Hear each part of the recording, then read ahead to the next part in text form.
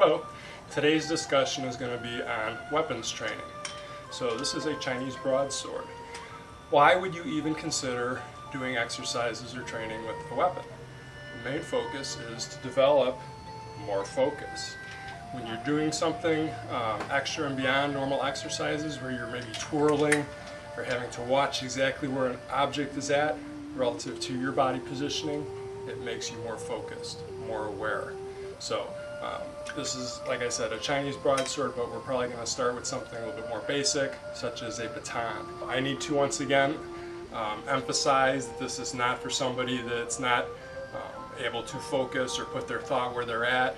The more you do exercise or practice with weapons, you will be able to put that focus more into the exercises, but this isn't something that you should just grab and start trying to figure out or twirling it around, seeing what you can come up with on your own, especially if you're not in that frame of mind that you want to be doing it for exercise or for improvement.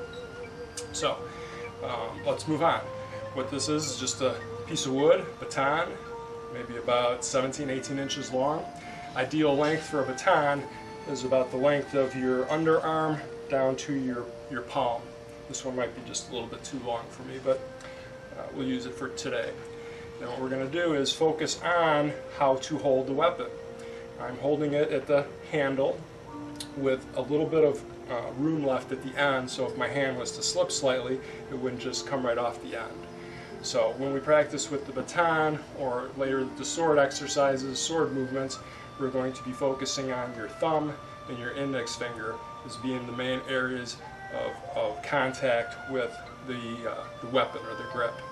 So to just try and pump using your three little fingers, that gives you a little bit of the action that you would be using for the baton or for the sword movements. The Chinese broadsword, maybe the straight sword.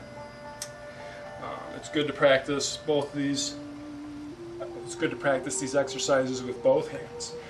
Even though you might be left-handed or right-handed, it's good to develop the coordination, the control on both hands. So again, thumb and the index finger, and then the three little fingers pump. Okay? After you've done that for, say, 5 minutes or so, you feel your hands start to get a little bit sore, stiff. That's one of the benefits of exercising with weapons also. You develop an incredible grip to be able to hold on to something as if your life depended upon it, because maybe someday it will. The next exercise that we're going to try to do is where we just try to catch it, tossing it up in the air a few inches away from your body so that your eyes have to track where the weapon is at. So again, same thing on the opposite side. Just throwing it a few inches away, but out from your body so that your eyes have to track it. And then from there we can throw it from one hand to the next.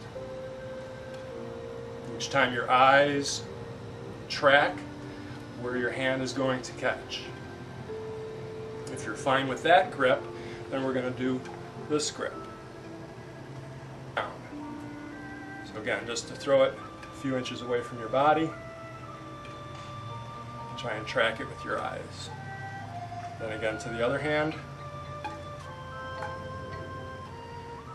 just releasing your grip and then tightening your grip.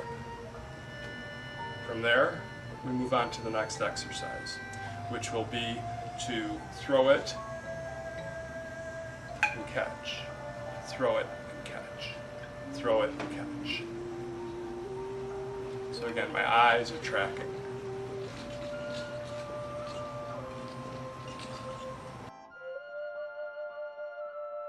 Still keeping with something that's not sharp, not that heavy, going to try some of the movements as if this was a sword also, with a piercing movement, extending outward.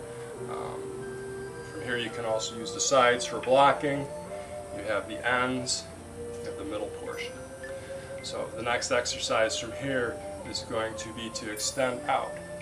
I'm going to have my hand by my hip and then the point upward towards my shoulder, and then extend out.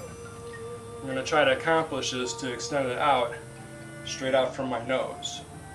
So you always have a target, you always have a focal point in what you're trying to accomplish.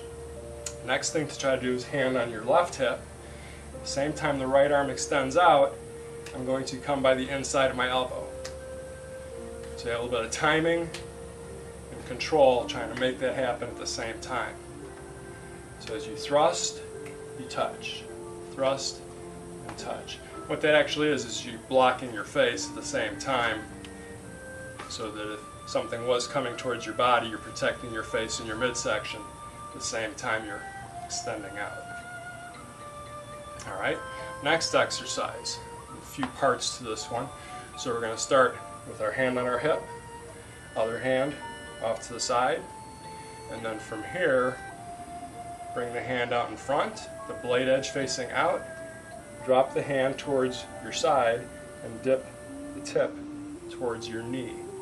If you look at it from the side, it looks like this. So, hand at your side, other hand by your hip.